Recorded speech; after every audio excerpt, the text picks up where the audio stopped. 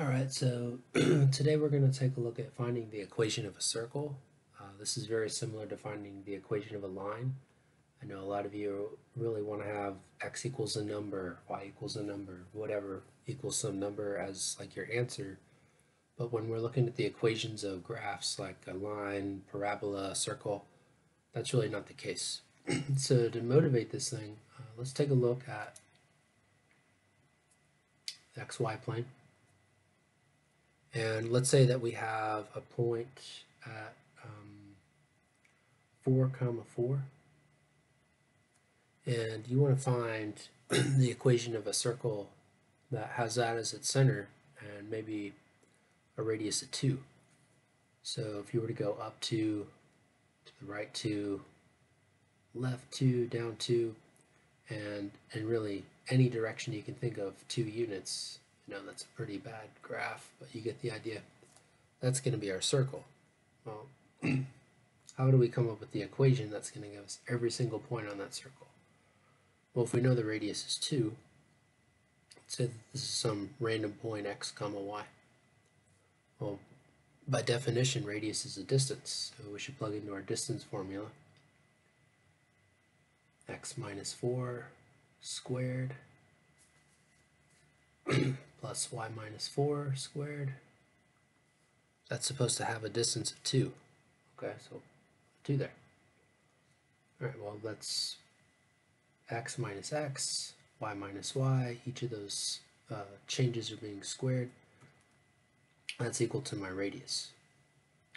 Okay, now I'm missing one part here, that's square root, because that's our distance formula. You all should be really familiar with that by this point of the year. Now, let's say you just don't like square roots for some reason or another. If you were to square both sides, then you get this equation right here.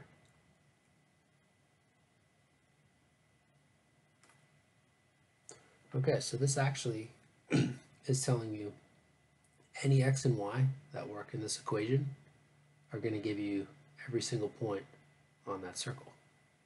Now I just picked this center 4, 4, just out of the blue. You could have picked really any center and any radius for that matter.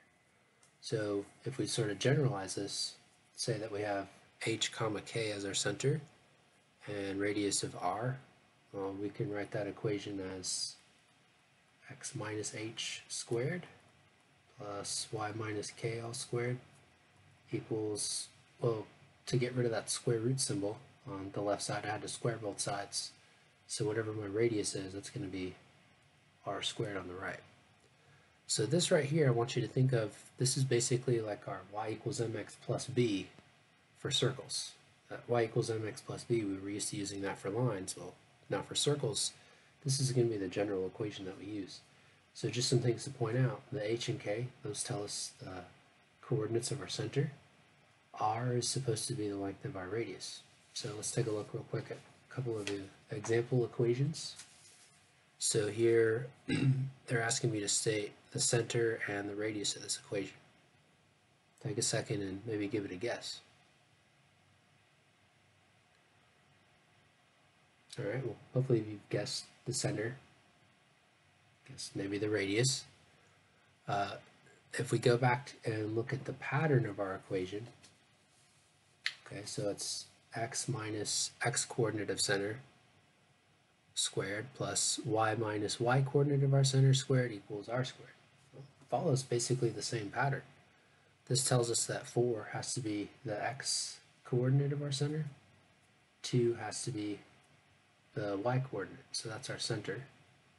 And I know a lot of you are going, wait, shouldn't it be minus 4 minus 2? No, because this is our equation. It's x minus the x coordinate, y minus the y coordinate. So one thing that students like to do, if it sort of throws you off looking at why is this 4, 2, just basically take the opposite sign. If it's negative, make it positive. That's one way students like to do it. Those are center. They also wanted the radius. You might be really tempted to say it's a 9 or an 81. Well, actually, this is r squared. That's how our equation looks. So you basically want to take the square root of that. So that means your radius is going to be 3.